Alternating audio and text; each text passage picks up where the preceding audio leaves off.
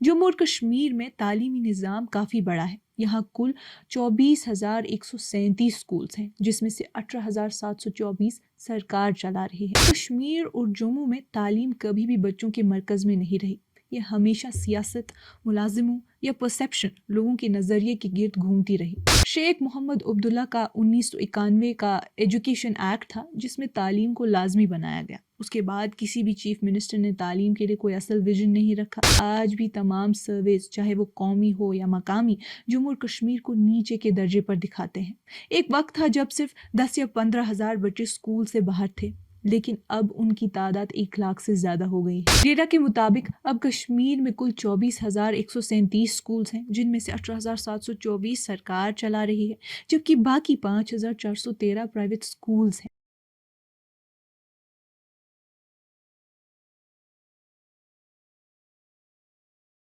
ये कश्मीर रिपोर्ट है। आप सब नाजरीन का खुश आमदीद। मैं हूँ आपकी मेज़बान उमायमा ऋषि।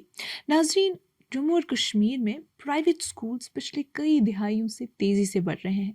माहिरीन कहते हैं कि ये असल में डिमांड और सप्लाई का मसला है। ज़्यादातर वालिदैन अपने बच्चों को प्राइवेट स्कूल्स में दाखिल करवाना पसंद करते हैं। श्रीनगर में रिपोर्ट्स के मुताबिक 80% से ज़्यादा स्टूडेंट्स प्राइवेट स्कूल्स में पढ़ते हैं, जबकि बाकी स्टूडेंट्स सरकारी स्कूल के नेटवर्क में हैं। जम्मू और कश्मीर में तालीमी निज़ाम काफ़ी बड़ा है। यहाँ कुल 24,137 स्कूल्स हैं, जिसमें से 18,724 सरकार चला रही है। 13.5 लाख से ज़्यादा स्टूडेंट्स सरकारी स्कूल्स में पढ़ते हैं, लेकिन धीरे धीरे लोग प्राइवेट स्कूल्स की तरफ जा रहे हैं, जो अब तकरीबन 12.6 लाख स्टूडेंट्स को तालीम दे रहे हैं। ये इस बात की तरफ इशारा करता है कि लोग सरकारी तालीम से खुश नहीं हैं। अब अगर तालीम की हकीकत जानने की कोशिश करें तो GN बार, president private schools association Kashmir का कहना है कि कश्मीर और जम्मू में तालीम कभी भी बच्चों के मरकज़ में नहीं रही। ये हमेशा सियासत, मुलाजिमों या परसेप्शन, लोगों के नज़रिए के गिर्द घूमती रही। पॉलिसीज लॉजिक और एविडेंस पर होनी चाहिए, लेकिन अफसोस के साथ कहना पड़ता है कि ऐसा कभी नहीं हुआ। सिर्फ शेख मोहम्मद अब्दुल्ला का 1991 का एजुकेशन एक्ट था, जिसमें तालीम को लाजमी बनाया गया। उसके बाद किसी भी चीफ मिनिस्टर ने तालीम के लिए कोई असल विजन नहीं रखा। उन्होंने कहा कि उस दौर में तालीम को वाकई फ़र्ज बनाया गया था, लेकिन आज भी तमाम सर्वेज, चाहे वो कौमी हो या मकामी, जम्मू और कश्मीर को नीचे के दर्जे पर दिखाते हैं। एक वक्त था जब सिर्फ 10 या 15 हजार बच्चे स्कूल से बाहर थे, लेकिन अब उनकी तादाद 1 लाख से ज्यादा हो गई है। वार साहब का कहना था कि सरकार को प्राइवेट सेक्टर का हाथ थामना चाहिए, क्योंकि दोनों का मकसद एक ही है, तालीम की बेहतरी। लेकिन अफसोस, हाल ही में 215 स्कूल्स को स्टेक होल्डर्स से मशवरा किए बगैर बंद कर दिया गया। सरकार की अपनी पॉलिसीज और सोच हो सकती है, लेकिन किसी भी फैसले से पहले तमाम स्टेक होल्डर्स को साथ लेना ज़रूरी है, ताकि मसले का दायमी हल निकाला जा सके। जब एक गरीब बच्चा प्राइवेट स्कूल जाता है तो हर चीज़ के पैसे देने पड़ते हैं, यूनिफॉर्म, किताबें, फीस। लेकिन अगर वही बच्चा सरकारी स्कूल जाए तो उसे यूनिफॉर्म, किताबें और स्कॉलरशिप सब कुछ मुफ्त मिलता है। साथ ही उन्होंने ये भी कहा कि प्राइवेट सेक्टर भी कुछ गरीब बच्चों को मुफ्त तालीम देता है। सबसे बड़ी दिक्कत ये है कि तालीम सियासत का हिस्सा बन गई है। प्राइवेट स्कूल से हर चीज़ का NOC मांगा जाता है, बिल्डिंग की सेफ्टी, प्लेग्राउंड्स, फायर सेफ्टी, जबकि सरकारी स्कूल से कोई नहीं पूछता। अब अगर नंबर्स की बात करें तो जम्मू और कश्मीर में स्कूल्स की तादाद लगातार कम होती जा रही है। पिछले कुछ सालों में 4,600 से ज़्यादा सरकारी स्कूल्स बंद हो चुके हैं। डेटा के मुताबिक अब कश्मीर में कुल 24,137 स्कूल्स हैं, जिनमें से 18,724 सरकार चला रही है, जबकि बाकी 5,413 प्राइवेट स्कूल्स हैं।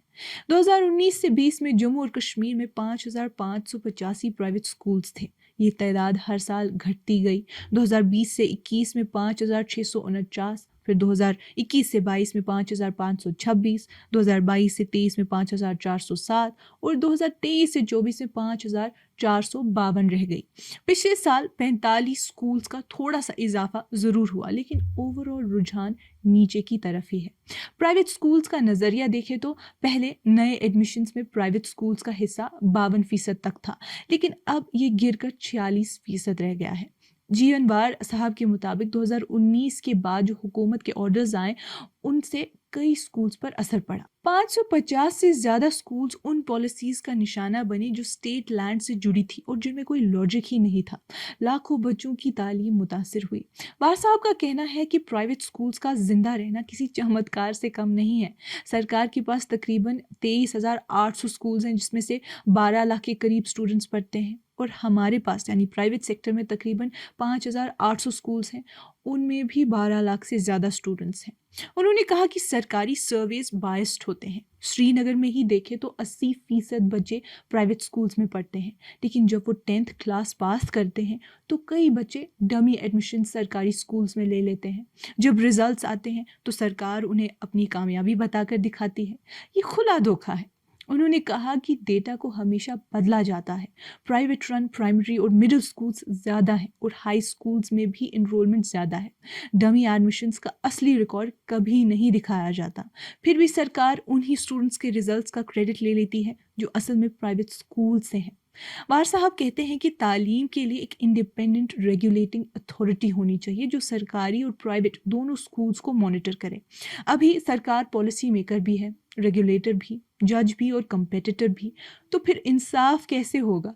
उन्होंने शेख अब्दुल्ला के 1951 के एजुकेशन एक्ट को एक लैंडमार्क कानून कहा जो तालीम को सबके लिए लाजमी बनाता है।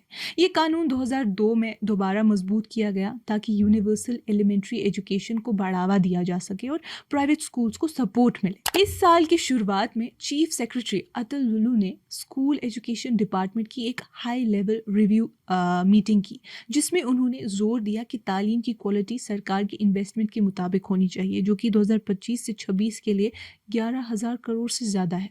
उन्होंने कहा कि सरकारी स्कूल्स में हर बच्चे पर लगभग 1 लाख सालाना खर्च हो रहा है, जो कौमी एवरेज से काफ़ी ज़्यादा है।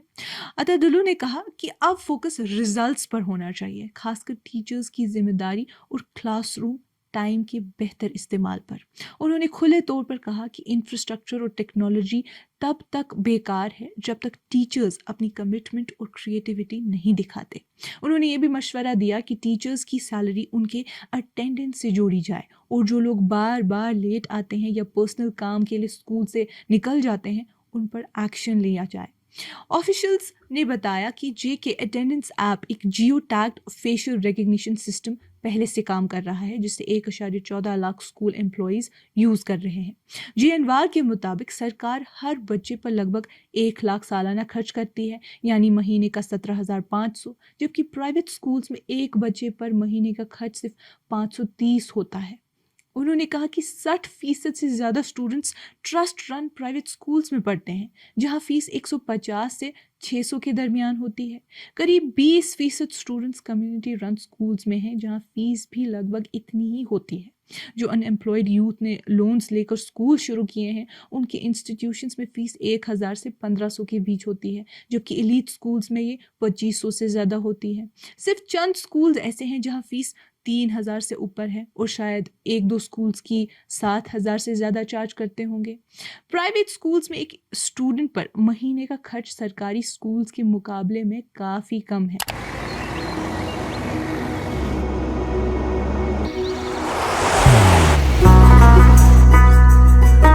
मोहब्बत वही जो दिल से हो, इबादत वही जो दिल से हो, दुआ वही जो दिल से निकल आए, बात वही जो दिल से कही जाए, दोस्त वही पक्का जो दिल से साथ निभाए, रिश्ता वही बेजोड़ जो दिल से जोड़ा जाए। दिल से ही तो होते हैं इरादे चट्टान से, दिल से ही तो बनते हैं घर खाली मकान से। दिल से बनी हर चीज पुश्तों तक चलती है, इसलिए खैबर सीमेंट का जर्रा जर्रा दिल से बना है, ताकि आप जो कुछ भी बनाएं दिल से बनाएं। खैबर सीमेंट, दिल से बनाओ। प्राइवेट स्कूल्स में टोटल इन्वेस्टमेंट का अंदाज़ा 20,000 करोड़ से ज़्यादा लगाया गया है। जम्मू और कश्मीर के प्राइवेट स्कूल्स में तकरीबन 1 लाख लोग काम करते हैं, जिसमें टीचिंग और नॉन टीचिंग स्टाफ दोनों शामिल हैं। इनमें से 80% टीचर्स औरतें हैं, जिनके पास بہترین تعلیمی کوالیفیکیشنس ہیں. ہر سال لگ بھگ 6,000 نئے ٹیچرز پرائیویٹ سیکٹر میں نوکری پاتے ہیں. تعلیم کے علاوہ کوئی بھی سیکٹر چاہے وہ ٹورزم ہی کیوں نہ ہو، روزگار اور آؤٹ ریچ کے معاملے میں اس سے ٹکر نہیں لے سکتا. وار صاحب کا یہ بھی کہنا تھا کہ کشمیر میں اگر کوئی انڈسٹری لگانا چاہے تو سرکار سپورٹ کرتی ہے، لیکن جب کوئی پرائیویٹ اسکول کھولنا چاہتا ہے تو اسے ہر طرف سے پریشان کیا جاتا ہے. نصاب کے بارے میں انہوں نے کہا کہ پرائیویٹ اسکولز میں جو کتابیں پڑھائی جاتی ہیں وہ سرکاری اسکول سے بہتر ہیں. یہ تمام کتابیں national curriculum frame work NCF کے رولز کے مطابق ہیں. ان کا پرنٹ اور کنٹینٹ دونوں سپیریئر ہوتا ہے. انہوں نے یہ بھی کہا کہ آئرنی یہ ہے کہ کشمیر کی تعلیمی پالیسی بنانے والے لوگ IFS IRF بیک گراؤنڈ سے ہیں، یعنی ان کا تعلیم سے کوئی واسطہ ہی نہیں. اب سرکار NEP 2020 کے تحت پری پرائمری اور کنڈر گارڈن انٹروڈیوس کرنے کی بات کر رہی ہے، لیکن پرائیویٹ اسکولز کشمیر میں یہ سسٹم 40 سال پہلے شروع کر چکے تھے. سرکار کو اس لیول تک پہنچنے میں دہائی لگ سکتے ہیں. ان کا کہنا تھا کہ جہاں پرائیویٹ اسکولز کو کام کرنے کا موقع دیا جاتا ہے وہاں سماج ترقی کرتا ہے. ترقی یافتہ ملکوں میں پرائیویٹ سیکٹر کو ہمیشہ انکریج کیا جاتا ہے، لیکن پچھڑے ہوئے ملکوں میں اسے دبا دیا جاتا ہے. یہ دوہرا پن ختم کرنے کے لیے پرائیویٹ اسکولز کو سپورٹ ملنی چاہیے. اب اگر ہم ٹرانسپورٹیشن کے مسئلے پہ بات کریں تو وار صاحب نے کہا کہ پرائیویٹ اسکولز کا ٹرانسپورٹ سسٹم بھی کافی اہم ہے. ہم کب سے ڈیمانڈ کر رہے ہیں کہ اسکول ٹرانسپورٹ کے لیے ایک پراپر سسٹم بنایا جائے. شاید ایک ایپ ہو جو بچوں کو اویلیبل گاڑی سے اسکول پہنچانے میں مدد کرے. ابھی کے سسٹم میں ہماری گاڑیوں پر ہر طرح کے ٹیکس لگائے جاتے ہیں، اور جب ہم کوئی نیا حل نکالنے کی کوشش کرتے ہیں تو ہمیں سوال اٹھائے جاتے ہیں. انہوں نے کہا کہ اگر صحیح سے مینیج کیا جائے تو پرائیویٹ اسکول ٹرانسپورٹ خود ایک کارپوریشن کی طرح کام کر سکتا ہے، لیکن ابھی یہ گاڑیاں صرف صبح اور شام چلتی ہیں اور دن بھر بیکار پڑی رہتی ہیں. اس سے فائنینشیل نقصان ہوتا ہے. اگر ہم اس سسٹم کو بہتر بنانے کی کوشش کرتے ہیں تو سرکار اسے اجازت نہیں دیتی. انہوں نے یہ بھی کہا کہ یہ حل بلڈنگز کا بھی ہے. 6 سے 8 گھنٹے تک یہ بلڈنگز یوز ہوتی ہیں، اس کے بعد وہ خالی پڑی رہتی ہیں. کیوں نہ انہیں اور سرکاری اسکول کی بلڈنگز کو بھی کلاسز کے بعد کسی پروڈکٹیو کام میں لایا جائے. اب اگر NEP کی بات کریں تو وار صاحب نے نیشنل ایجوکیشن پالیسی کے چیپٹر 8 کو سب سے اہم قرار دیا، جس میں اسکول ایجوکیشن کے لیے ایک ریگولیٹری سسٹم کا گول ایمفیسائز کیا گیا ہے جو لگاتار لرننگ آؤٹ کمز کو بہتر بنائے. انہوں نے کہا کہ یہ سسٹم اسکولز پر زیادہ ریسٹرکشنز نہیں لگائے، انوویشن کو روکے نہیں، ٹیچرز، پرنسپلز اور اسٹوڈنٹس کی مورال گرائے نہیں. ریگولیشن کا مقصد اسکولز اور ٹیچرز کو ٹرسٹ اور امپاورمنٹ دینا ہے تاکہ وہ ایکسلنس کے لیے کوشش کرے اور اپنی پوری پرفارمنس دکھائے. ساتھ ہی سسٹم کی انٹیگریٹی مینٹین ہو، فائنانس پروسیجرز اور آؤٹ کمز کی پوری ٹرانسپیرنسی اور پبلک ڈسکلوجر کے ساتھ.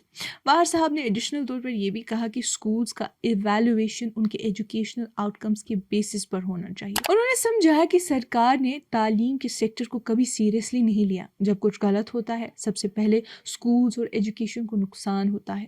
جموں اور کشمیر کے باہر ایک اسٹوڈنٹ کو ایوریج 230 ورکنگ ڈیز ملتے ہیں، لیکن کشمیر میں یہ صرف 140 سے 150 دن ہیں، جبکہ بورڈ آف ایجوکیشن کے مطابق 180 دن ہونے چاہیے.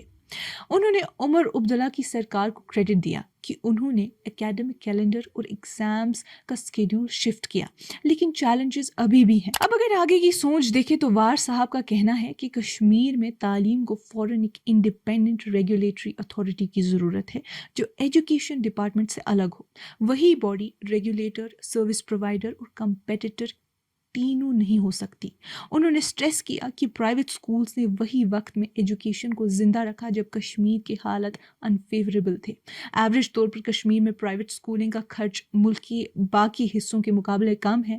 یہاں پرائیویٹ ایجوکیشن کے لیے کوئی اصل اسپیس ہی نہیں ہے، کوئی ریپرزنٹیشن یا انسٹیٹیوشنل باڈیز نہیں ہے. سب سے بڑا مسئلہ یہ ہے کہ ایجوکیشن چائلڈ سینٹرک نہیں، پرسیپشن سینٹرک ہے. پالیسی فارمولیشن میں ہمارا کوئی کردار نہیں ہے اور ہماری کنٹریبیوشنز کو کبھی ریکگنائز نہیں کیا جاتا. سپریم کورٹ کے تھرو جو آٹونومی اسکولز کو ملی تھی وہ دھیرے دھیرے کم ہوتی گئی. پوسٹ 2019 پالیسیز اور امینڈمنٹس نے پرائیویٹ اسکولز کی فنکشننگ میں دخل دیا اور آج ملٹیپل ڈپارٹمنٹس اس کام میں انٹرفیئر کرتے ہیں. ناظرین، آج کی اس کشمیر رپورٹ میں اتنا ہی. باقی مزید معلومات کے لیے بنے رہیے کشمیر لائیو کے ساتھ.